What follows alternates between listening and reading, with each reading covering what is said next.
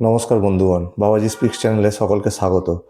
তো বন্ধুগণ, আমরা সকলেই জানি যে 14ই ফেব্রুয়ারি অর্থাৎ ভ্যালেন্টাইন্স ডের দিন 14ই ফেব্রুয়ারি 2026 আমাদের ভারতীয় ফুটবলের দামামা কিন্তু আবার বেজে যাচ্ছে।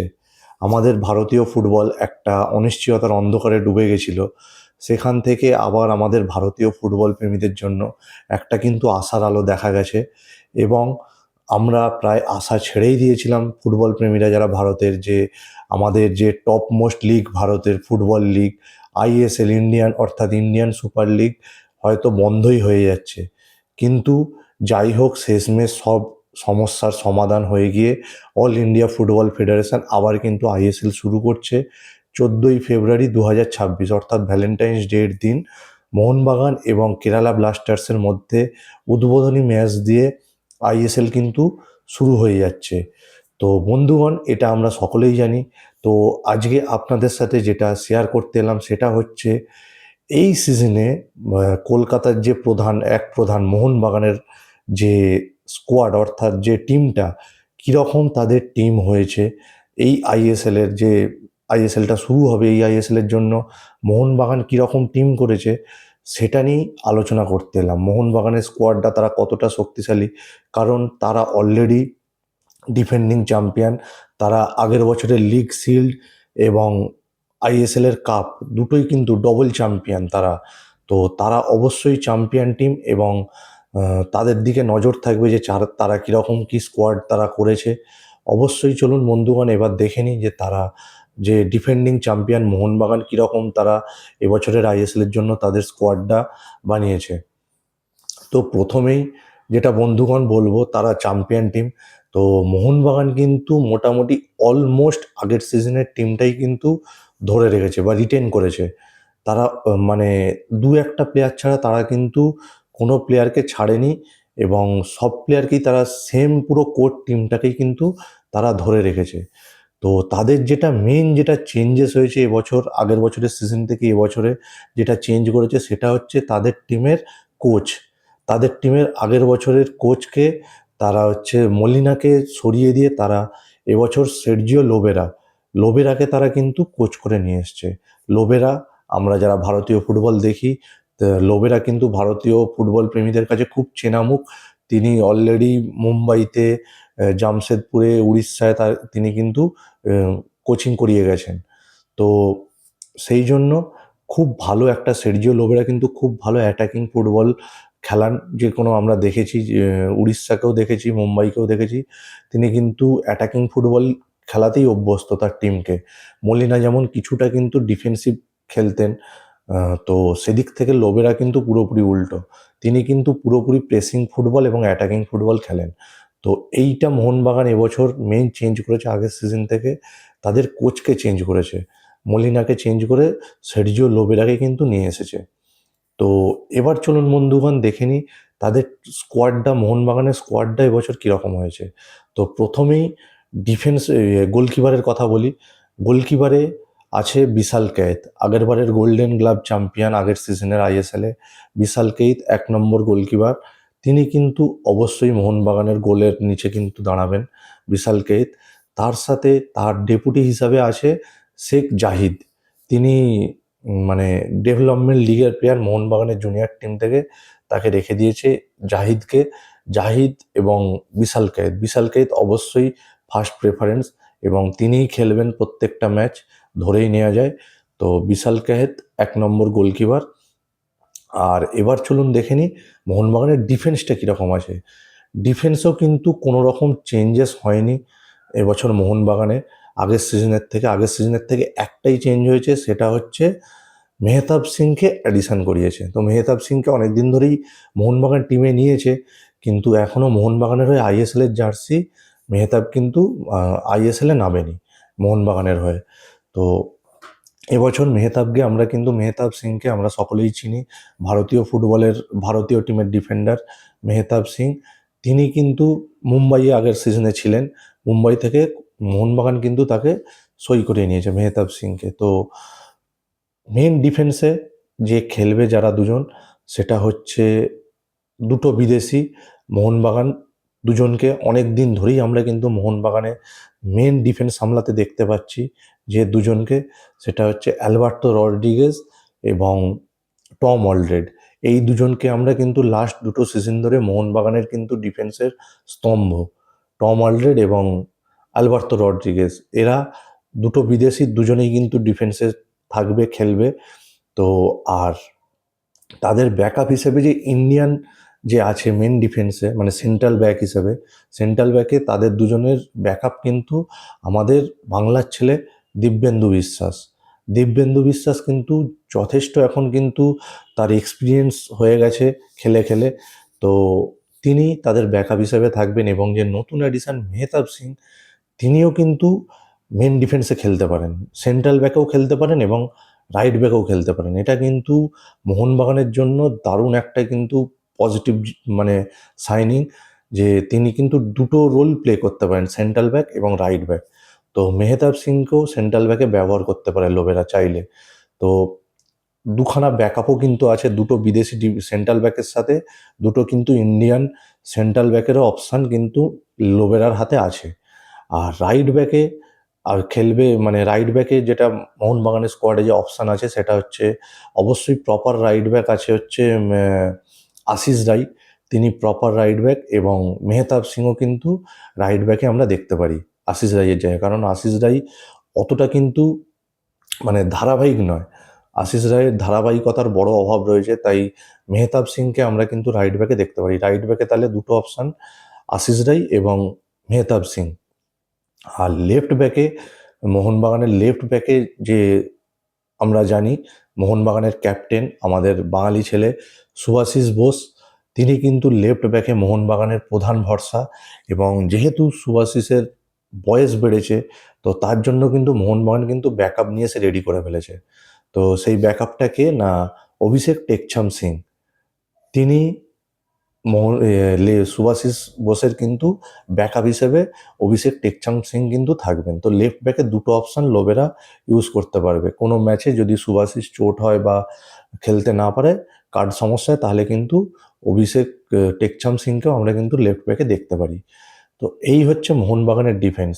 মোহনবাগানের ডিফেন্স কিন্তু অত্যন্ত শক্তিশালী, এবং এই ডিফেন্সটা আমরা কিন্তু বিগত 2-3টে সিজন ধরে একই ডিফেন্স আমরা কিন্তু দেখে যাচ্ছি। তো সেটার ফল কিন্তু মোহনবাগান পাবে, এবং ডিফেন্সটা আমরা দেখে আসছি 2-3টে সিজন ধরেই, যথেষ্ট শক্তিশালী ডিফেন্স। এবং কিন্তু গোলও কিন্তু, গোল কনসিডের দিক থেকেও, মানে গোল খাওয়ার দিক থেকেও কিন্তু তারা কিন্তু অনেকটাই পিছিয়ে, তারা কিন্তু গোলও অনেক কম খেয়েছে। তো মোহনবাগানের এই ডিফেন্সের ওপর নিঃসন্দেহে লোবেরা কিন্তু ভরসা করতে পারেন।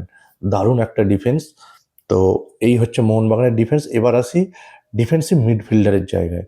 তো ডিফেন্সিভ মিডফিল্ডারে কে থাকবে, কে খেলবে না, প্রথম যে মোহন মোহন মানে ডিফেন্সিভ মিডফিল্ডারের মেন, মোহনবাগানের যে ইঞ্জিন বলা চলে, যিনি খেললে, ভালো খেললে গোটা টিমটা খেলবে, তিনি আর কেউ নন, তিনি হচ্ছে আমাদের ভারতেরই player Apuia, Indian player Apuia. তিনি 1 নম্বর মিডফিল্ডার। এখন ভারতের, যদি ভারত থেকে যদি বিদেশেও, যে কোনো বিদেশের যে কোনো ক্লাবেও কিন্তু খেলে দেওয়ার ক্ষমতা রাখে এই প্লেয়ারটা, একটাই প্লেয়ার, সেটা হচ্ছে আপুইয়া। অসাধারণ ওয়ার্কলোড নেয়, সারাক্ষণ 90 মিনিট, সারাক্ষণ, মানে এই বক্স থেকে অপোনেন্টের বক্স, এই বক্স টু বক্স সারাক্ষণ দৌড়ে বেড়ান, সারাক্ষণ অসাধারণ লেবার দেন, অসাধারণ ওয়ার্কলোড নেওয়ার ক্ষমতা। এই মানে ইঞ্জিন, ডিফেন্সিভ মিডফিল্ডে এই ইঞ্জিনটা কিন্তু আপুইয়া হতে চলেছে মোহনবাগানের। তো তিনি ফার্স্ট চয়েস ডিফেন্সিভ মিডফিল্ডারে খেলবে কিন্তু আপুইয়া। তিনি খেললে, তিনি যদি ভালো খেলেন, মোহনবাগানকে কিন্তু, মোহনবাগানও ভালো খেলবে। তো আপুইয়া ফার্স্ট প্রেফারেন্স ডিফেন্সিভ মিডফিল্ডারে। এবং তার সাথে কিন্তু পার্টনার হিসাবে আছে আরেকটা ইন্ডিয়ান প্লেয়ার, সেটা হচ্ছে অনিরুদ্ধ থাপা। তিনি, অনিরুদ্ধ থাপা এবং আশিস রাই, এই দুটো কিন্তু ডিফেন্সিভ মিডফিল্ডারে লোবেরার হাতে অপশান আছে। আপুইয়া থাপা এই জুটি খুব ভালো জুটি ডিফেন্সিভ মিডফিল্ডারে। তো এই ইন্ডিয়ান প্লেয়ার দুটোই, আর এদের ব্যাকআপ হিসেবে ডিফেন্সিভ মিডফিল্ডারও, সেখানেও কিন্তু আমরা ইন্ডিয়ান প্লেয়ারই আছে সব। এই জায়গাটাই কিন্তু মোহনবাগানের যেটা নেগেটিভ পয়েন্ট, সেটা হচ্ছে এই জায়গাটাতেই। এই জায়গায় কিন্তু ডিফেন্সিভ মিডফিল্ডারে কোনো বিদেশি কিন্তু মোহনবাগানের নেই। এটা কিন্তু বড় বড় টিমের ক্ষেত্রে কিন্তু যখন খেলবে বড় বড় টিমের সাথে, তখন কিন্তু এটা একটা নেগেটিভ হতে পারে মোহনবাগানের জন্য। তো এই দুটো ইন্ডিয়ান প্লেয়ারের আপুইয়া এবং থাপার ব্যাকআপ হিসেবে যারা আছে তারাও ইন্ডিয়ান প্লেয়ার। তারা আছে অভিষেক সূর্যবংশী, দীপক টাংরি, গ্লেন মার্টিন্স, এই এরা আছে ব্যাকআপ হিসেবে। তো এটা কিন্তু খুবই মোহনবাগানের জন্য একটা, এই দিকটা কিন্তু মোহনবাগানের উচিত ছিল এই জায়গাটা একটা বিদেশি এনে কিন্তু জায়গাটা পূরণ করার। তো যাই হোক, আপুইয়া এবং থাপার ওপরেই ভরসা করতে হবে লোবেরাকে ডিফেন্সিভ মিডফিল্ডার জায়গাটায়। এবার আসি দুটো আউট মোহনবাগানের, লেফট উইং এবং রাইট উইং। লেফট উইং এবং রাইট উইংয়ে আমরা জানি মোহনবাগানের আমরা বিগত কয়েকটা সিজন ধরেই আমরা দেখে আসছি এবং তাদের কিন্তু মোহনবাগানের যথেষ্ট, তারা দুজন কিন্তু মোহনবাগানের এই যে সাফল্য গত কয়েক বছরের, তার পেছনে এদের অবদান কিন্তু অনেক অনেক। তারা কে লিস্টন এবং মানবীর, দুটো ডানা আর কি, মোহনবাগানের দুটো ডানা, মানে দুটো উইং। তো লিস্টন এবং মনবীর এরা দুজনে কিন্তু লোবেরার গত কয়েক সিজন ধরে মোহনবাগানের কোচেদেরও প্রধান অস্ত্র ছিল, এবারে কিন্তু লোবেরারও এরা দুজনেই কিন্তু প্রধান অস্ত্র। দুটো উইংয়ে একদিকে লিস্টন কোলাসো এবং একদিকে মানবীর, অসাধারণ দুজনেই কিন্তু, মানে দুজনেরই স্পিড অসাধারণ এবং তারা কিন্তু সমান দক্ষতায় কিন্তু নিচে নেমে এসে ডিফেন্সটাও করতে পারে।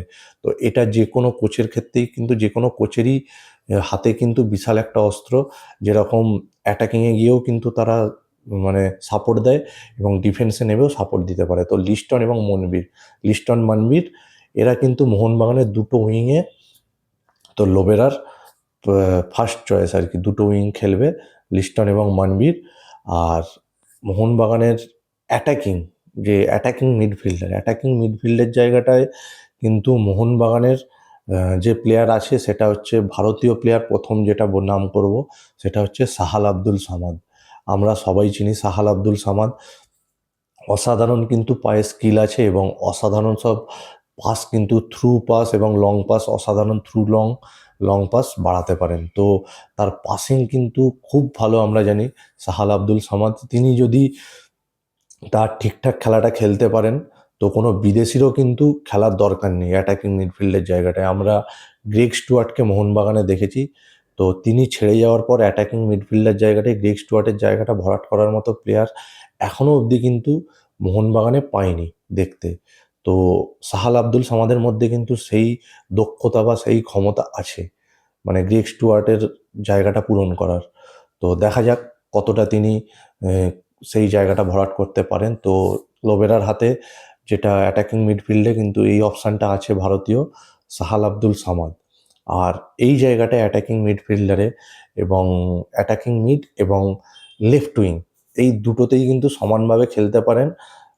তো একটা বিদেশি যে, মানে মোহনবাগান নতুন কিন্তু এই বিদেশিটাকে আগের সিজনেই নিয়ে এসছে, মাঝপথে নিয়ে এসছে, যাকে সাইন করিয়েছে। তো তিনিও এখনও আইএসএলে নামেনি মোহনবাগানের জার্সি পরে।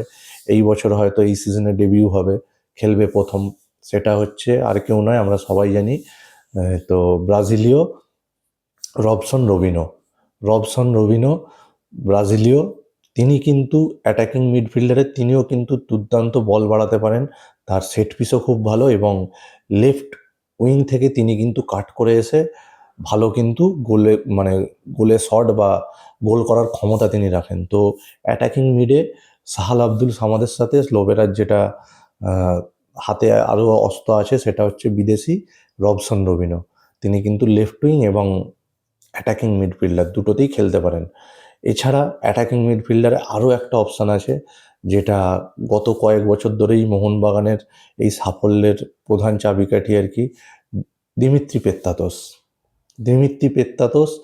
তিনিও কিন্তু অ্যাটাকিং মিডে সমানভাবে সাবলীল এবং স্ট্রাইকার হিসেবেও তিনি কিন্তু সমানভাবে সাবলীল। আসলে মোহনবাগানের যে অ্যাটাকিংয়ে যে তিনটে বিদেশি আছে, যেমন ম্যাকলারেন, এক নম্বর ম্যাকলারেন, তিনি প্রপার বক্স স্ট্রাইকার আমরা জানি।